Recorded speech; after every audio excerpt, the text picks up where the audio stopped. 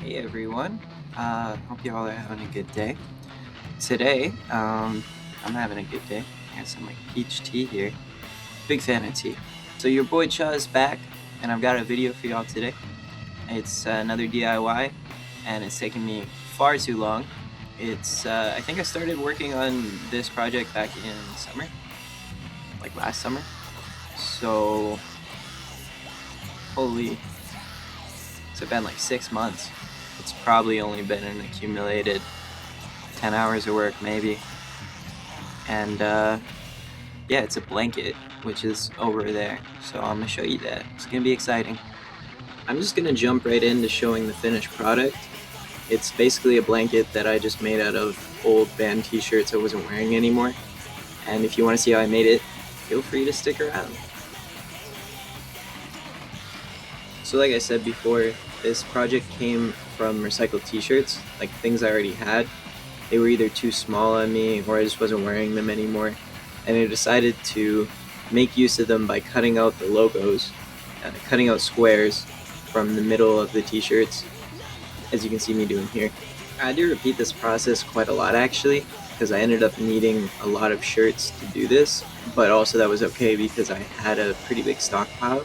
One thing I would recommend is keeping the leftover fabric for using in like patching up your clothes if you do that, or like even just projects with sewing. Spare fabric, especially black fabric, is pretty good. That's what I ended up doing here. Since I had a lot of things to cut out, I kind of just went quick and didn't care too much about keeping things neat until afterwards, where I went back and I straightened up all my edges. By the end of this, I actually had a pretty sizable stack of these logos, and my next step was to actually get a blanket to sew them onto. Now, I'm not talented enough to actually quilt something up myself, so I used a pre-existing checkered blanket that I already had that I thought would look pretty cool, having one side as a checker pattern and one side with all of these logos. And basically, to make sure that I had enough fabric to cover the whole thing, I was periodically laying them out on the blanket and just checking how much more space I needed to fill. This also started to give me an idea of the final layout that I was going to have when I sewed it all on. I realized pretty early on as well that there was going to be some empty spaces that were a little too small for me to cut out a whole new band shirt for them. And so I went to my scrap fabric and just took out a few things to incorporate into that layout. Any of you who already follow me will know that I don't use normal thread for these projects. I use dental floss. I recommend butler weave. It's nice. It's nice on your teeth too, but you don't have to use that. I just use it because I find it to be stronger and easier to work with. It has the added benefit that rather than tying a knot, you can just burn the ends of the floss. And since I did this all by hand, the only other things that I used were a pair of scissors, a lighter like I mentioned to burn the ends of the floss, and some safety pins. And obviously a needle too. Every time I got the placement that I was happy with, I just safety pinned that patch in place so it wasn't going anywhere. And then all I really had left to do was to start sewing. I'm not gonna lie, this is pretty tricky with one hand. Here's the first patch done. Shout out Bear Hunters.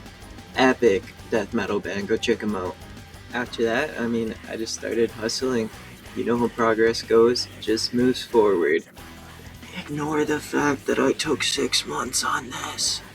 Speaking of 6 months, and actually I'm completely lying because now that I check it, it's more like 9 or 10. But yeah, where have I been? Well, I do take this long between uploads usually. My DIYs are spaced out by like 5 or 6 months as of recent history. However, 6 months ago, I did put out a poll asking you guys what you'd rather see out of 3 video options. The first was my Crust Shorts tour, which I actually did put out pretty much right away. That's the one that won the poll. The second one was a hiking vlog, which is not going to happen for a while because I live in Canada and it's like -40 outside. And the third one was the big project, I called it, which was supposed to be this blanket video. and I've just been procrastinating as fuck with this, so I apologize about that. I will say in that time, I got banned off social media, like everything, and that's kind of sucked. But shameless self promo, I did get up a new Facebook page for show promotion. It's called Underground Events SSM. So go follow that if you feel like it. I don't usually ask anyone to subscribe or like or anything, but hey, if you feel like supporting, that's the way to do it. Like, while we're here though, also subscribe.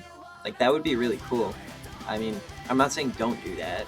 So yeah, progress was being made, and the good thing about this was having really big patches like this were allowing me to feel like I was always accomplishing something, even if I was only sewing one patch. It took a decent amount of time, and there was a decent amount of visual progress. Something else I was trying to keep in mind throughout like the whole process was keeping this checker border along the side of the blanket. I thought it just looked kind of cool. It reminded me of what I did with my pair of patch shorts that are half plaid. These are what I was talking about here.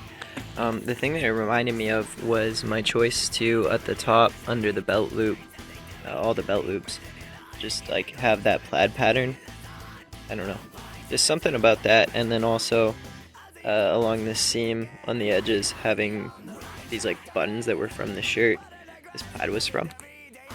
By this point, what you see here, there's about 15 patches sewed on, and I had some of these small spaces that were left empty after sewing everything on. The amount of space that I used kind of changed just a little bit from the layout, so I had to cut out some just scrap black fabric, the stuff that I already had kept from the t-shirts, which came in handy, and I filled in those spaces. I also, for the most part, used my other scrap fabric, my fancier plaid and stuff that I had used in the layout, and that all worked out for me as well. It's definitely rushing things at times, just due to how long it takes to do these patches. I was doing messier stitch work than you'll see on my shorts or my pants, both of which I have videos of up on my channel. You should go check those out. But I'm not too unhappy about it. The squares don't actually line up super well either, and that's okay with me.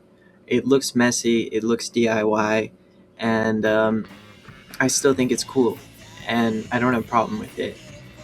But if I were to do it again and I had access to a sewing machine, which I highly recommend all of you learn how to use when you're doing bigger projects, because my dumbass wasted way too much time. If I had access to a sewing machine, I could have done this job much quicker and easier, and because of that, I'd presume I'd be more inclined to have done a better job. But it's actually a skill that I've never learned, so hey, maybe this year. 2026 goals. At this point, I'm actually not too sure what the next project is going to be, so if you guys have any ideas, feel free to leave a comment. I look at all the comments, and you guys have given me some pretty good ideas in the past, to be honest. So here's the full finished project. Thanks for following me through the process, and I hope you guys all enjoyed. Catch you next time.